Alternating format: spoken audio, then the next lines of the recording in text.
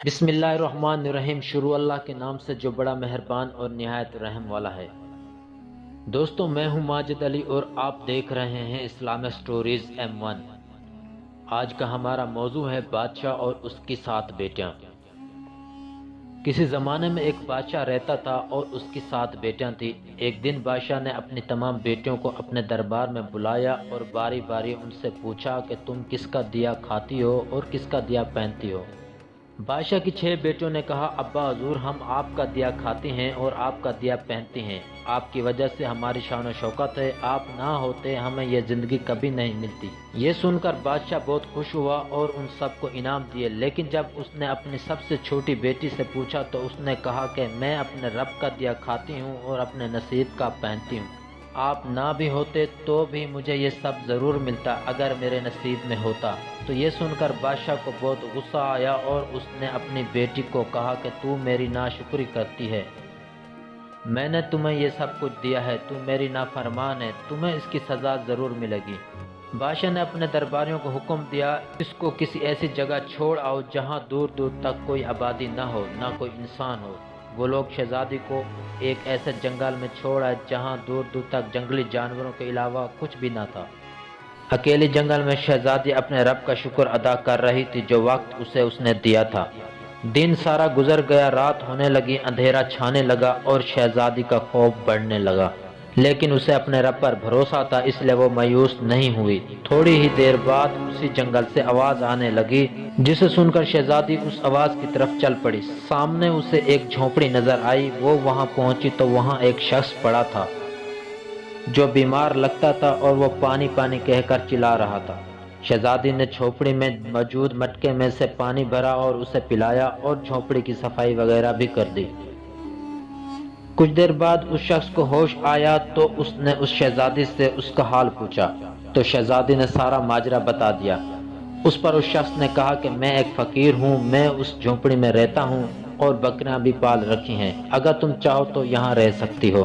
میں صبح کو شہر چلا جاتا ہوں اور شام کو گھر واپس آتا ہوں۔ تم ان بکریوں کا دودھ نکال لیا کرو اور جو کچھ مجھے کھانے کو ملے گا وہ تم بھی کھا لیا کرو۔ اسی طرح وقت گزرتا گیا۔ شہزادی نے خیال کیا کہ جو دودھ میں استعمال کرتی ہوں اور جو کچھ بچ جاتا ہے اسے کسی برتن میں ڈال کر باہر رکھ دوں تاکہ کوئی نہ کوئی جانور اسے پی لے۔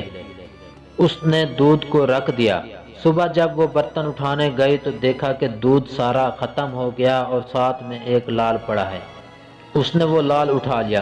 اسی طرح وہ ہر روز اس برتن میں دودھ ڈال دیا کرتی تھی۔ پھر ایک ہفتے بعد اسے دوسرا لال ملا۔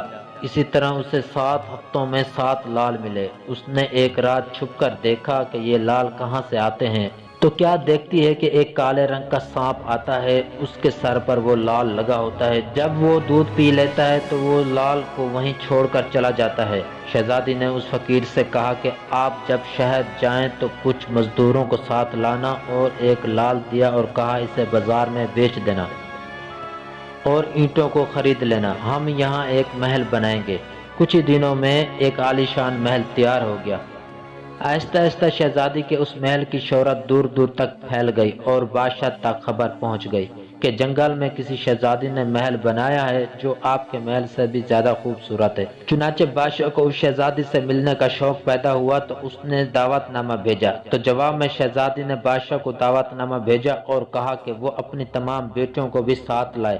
چنانچہ بادشاہ نے دعوت قبول کر لی اور شہزادی کے محل پہنچ گیا۔ شہزادی نے 7 قسم کے کھانے پیش کیے، ہر کھانے کے بعد نیا لباس پہن رکھا تھا اور اپنے چہرے پر نقاب لگا رکھا تھا۔ بادشاہ نے شہزادی سے کہا کہ میں تمہارے باپ کی جگہ ہوں اور اپنے ساتھ اپنی بیٹیوں کو لایا ہوں، تو تم اپنے چہرے سے نقاب کیوں نہیں اتارتی؟ شہزادی نے کہا کہ میں ابھی تیار ہو کر آتی ہوں۔ بادشاہ کی بیٹیاں آپس میں سرگوشی کرنے لگی کہ اتنا تو تیار ہے، باقی کتنا تیار ہوگی۔ شہزادی چلی گئی۔ تھوڑی دیر بعد ایک خستہ حال کپڑوں میں ایک لڑکی آئی۔ اسے دیکھ کر بادشاہ خوشی سے اٹھ کھڑا ہوا اور کہا کہ میری بیٹی تو زندہ ہے؟ میں نے تو تمہیں ڈھونڈنے کے لیے اپنے درباریوں کو بھیجا تھا، لیکن انہوں نے کہا کہ اب وہاں تم نہیں ہو۔ میری بیٹی میں تمہیں اس شہزادی سے چھڑا لے جاؤں گا، چاہے وہ میری ساری دولت ہی کیوں نہ لے لے۔ شہزادی نے کہا کہ ابا جان، وہ شہزادی میں ہی ہوں، یہ شان و شوکت، یہ محل سب میرا ہی ہے۔ میں نہ کہتی تھی کہ مجھے جو کچھ ملا ہے وہ میرا نصیب ہے۔ اس کے بعد شہزادی نے سارا حال بادشاہ کو سنایا۔ بادشاہ بہت شرمسار ہوا اور اپنے کیے پہ پچھتانے لگا اور اپنی بیٹی سے معافی مانگ کر اسے گلے لگا لیا۔ بے شک اللہ پر توکل کرنے والا کبھی مایوس نہیں ہوتا۔ وہ جس کو چاہے جہاں چاہے دولت عطا کرتا ہے۔ ہمیں بھی اپنے رب پر توکل کرنا چاہیے۔ بے شک ہمارا رب اپنے بندوں کو مایوس نہیں کرتا۔